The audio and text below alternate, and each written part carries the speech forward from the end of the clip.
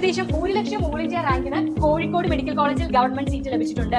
1,80,000 റാങ്കോളം വരും all India rank. അതിന് admission ലഭിച്ചു. 275 റാങ്കിന് മാത്രമാണ് ഓപ്പൺ വിഭാഗത്തിൽ കിട്ടിയത്. അതൊരു 2,900 ആ ഒരു റേഞ്ചിലാണ് ഓൾ ഇന്ത്യ റാങ്ക് വരുന്നത്. Hi everyone, this is AJ from Arcanex.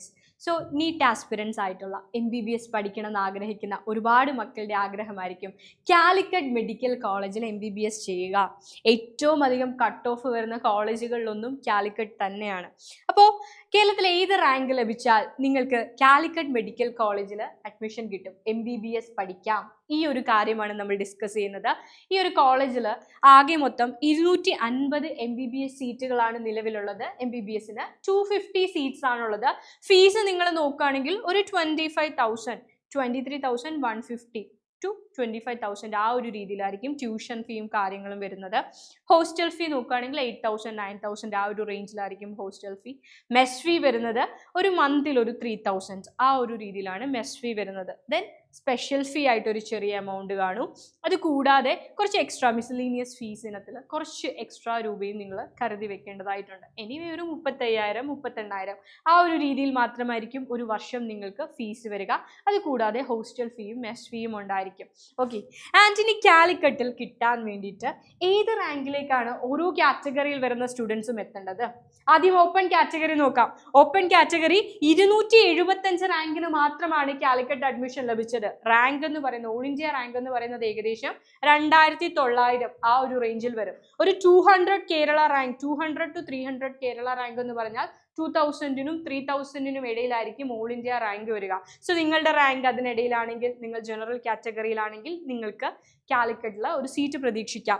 2023 265നും 2024 275നും, അതായത് മക്കളെ 10 റാങ്കിന്റെ ഡിഫറൻസ് മാത്രമേ വന്നിട്ടുള്ളൂ. അപ്പൊ ഏകദേശം ഈ ഒരു റേഞ്ചിൽ തന്നെയായിരിക്കും ഈ വർഷവും ഓപ്പൺ കാറ്റഗറിയിൽ കാലിക്കറ്റ് അഡ്മിഷൻ ലഭിക്കുക.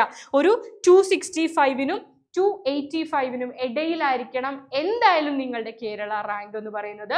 ഒരു 2,900 ടു ഒരു 3,000 അതിനിടയിലായിരിക്കും നിങ്ങളുടെ all India rank. Okay, NEZ ഇഴവ കാറ്റഗറിയാണ്. 2023 483 റാങ്കിനാണ് കിട്ടിയതെങ്കിൽ 24 495. തമ്മിലുള്ള ഡിഫറൻസ് നിങ്ങൾ കണ്ടോ? വളരെ ചെറിയൊരു ഡിഫറൻസ് മാത്രമാണുള്ളത്. 483നും അതേപോലെ 495 തമ്മിൽ വളരെ ചെറിയൊരു ഡിഫറൻസേ ഉള്ളൂ. അതേ റേഞ്ചിലായിരിക്കും ഈ വർഷവും അഡ്മിഷൻ ലഭിക്കുക. 495 എന്ന് പറയുമ്പോൾ ഒരു 4,000നും 5,000നും ഇടയിലായിരിക്കും നിങ്ങളുടെ all India rank. Okay, score ഒരിക്കലും കമ്പയർ ചെയ്യേണ്ട, കാരണം കഴിഞ്ഞ വർഷത്തെ സ്കോർ വളരെ കൂടുതലാണ്. 685 കേരള ടോപ്പറുടെ കഴിഞ്ഞ വർഷത്തെ സ്കോർ എന്ന് പറയുന്നത് 720 ആയിരുന്നു.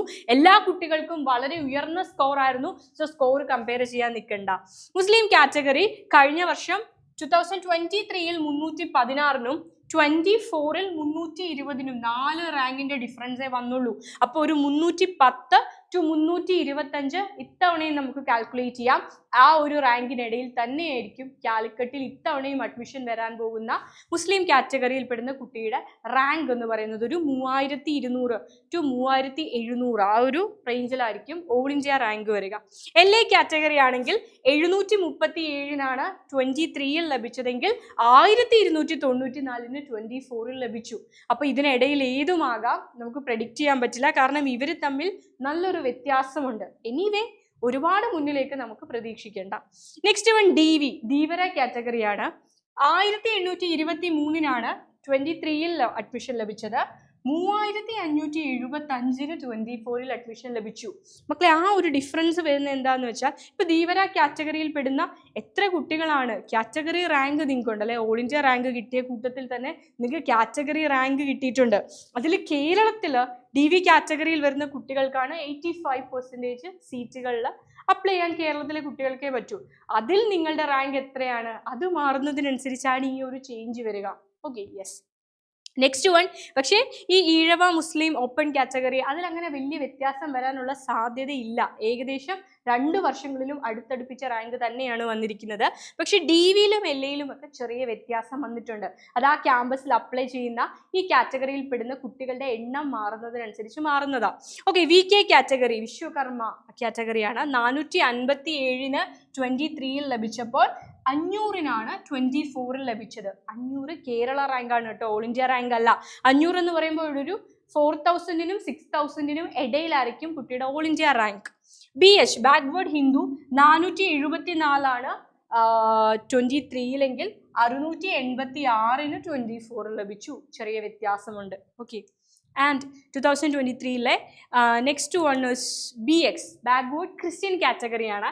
1359-ന് 23-ൽ ലഭിച്ചു. 2223-നാണ് 24-ൽ ലഭിച്ചത്. 2200 എന്ന് പറയുമ്പോൾ ഒരു 20,000-നും 25,000-നും ഇടയിലായിരിക്കും, അല്ലെങ്കിൽ ഒരു 18,000-നും 25,000-നും ഇടയിലായിരിക്കും നിങ്ങളുടെ ഓൾ ഇന്ത്യ റാങ്ക് എന്ന് പറയുന്നത്. KN കാറ്റഗറി 4356-ന് 23-ൽ ലഭിച്ചപ്പോൾ 4356-ന് ലഭിച്ചപ്പോൾ 2755-ന് മാത്രമാണ് 24-ൽ ലഭിച്ചത്. ഓക്കെ. KU കാറ്റഗറി 6891-ന് 2023-ൽ ലഭിച്ചപ്പോൾ കുടുംബി കാറ്റഗറിയാണ്. 10,090-ന് എവിടെ ലഭിച്ചു? 24-ൽ ലഭിച്ചു. 10,090 റാങ്കിന് അഡ്മിഷൻ ലഭിച്ചിട്ടുണ്ട്. അതായത് 1 ലക്ഷം, ഏകദേശം 1 ലക്ഷമായിരുന്നു കുട്ടിയുടെ ഓൾ ഇന്ത്യ റാങ്ക് എന്ന് പറയുന്നത്. 1 ലക്ഷം ഓൾ ഇന്ത്യ റാങ്കിന് കാലിക്കറ്റ് മെഡിക്കൽ കോളേജിൽ കഴിഞ്ഞ വർഷം MBBS സീറ്റ് ലഭിച്ചിട്ടുണ്ട്. ഓക്കെ. SC കാറ്റഗറി ആണെങ്കിൽ 6154-ആണ്, 7645-ആണ് 24-ൽ ലഭിച്ചത്. ഇത് 2023. ഒരു 1000 റാങ്കിന്റെ 1500 റാങ്കിന്റെയോളം വ്യത്യാസം വന്നിട്ടുണ്ട്. ST കാറ്റഗറി ആണെങ്കിൽ 16,749-ന് 23-ൽ ലഭിച്ചപ്പോൾ 15,108-നാണ് 24-ൽ ലഭിച്ചത്. ഏകദേശം അടുപ്പിച്ച് തന്നെയാണ് അല്ലേ. 15,000 to 17,000 ആ ഒരു റേഞ്ച് ഉണ്ടെങ്കിൽ നമുക്ക് സാധ്യതയുണ്ട്. ഒരു 15,000 റേഞ്ച് ഉണ്ടെങ്കിൽ നല്ല സാധ്യതയുണ്ട്. 15,000 എന്ന് പറയുന്നത് കേരള റാങ്ക് ആണ്, അത് മനസ്സിലാക്കുക. Yes. EW economically weaker section 1129-ന് 23-ൽ അഡ്മിഷൻ ലഭിച്ചപ്പോൾ 1252-ന് 24-ൽ അഡ്മിഷൻ ലഭിച്ചു. വലിയ വ്യത്യാസമില്ല. എന്തായാലും ഒരു 1100 1300-നുള്ളിൽ തന്നെ ആവണം നിങ്ങൾക്ക് ഇക്കണോമിക്കലി വീക്കർ സെഷനിൽ കാലിക്കറ്റ് അഡ്മിഷൻ ലഭിക്കണമെങ്കിൽ. കാരണം കട്ട് ഓഫ് വളരെ കൂടുതൽ തന്നെയാണ് കാലിക്കറ്റിൻ്റെ. അത്ര ഈസി ആയിട്ട് നമുക്ക് അവിടെ അഡ്മിഷൻ ലഭിക്കില്ല. ഓക്കെ. ഈ കാര്യങ്ങളൊക്കെ മനസ്സിലാക്കി വെക്കുക. അലോട്ട്മെന്റ് പ്രോസസ്സിനായിട്ട് നമുക്ക് കാത്തിരിക്കാം. Stay tuned. ബൈ.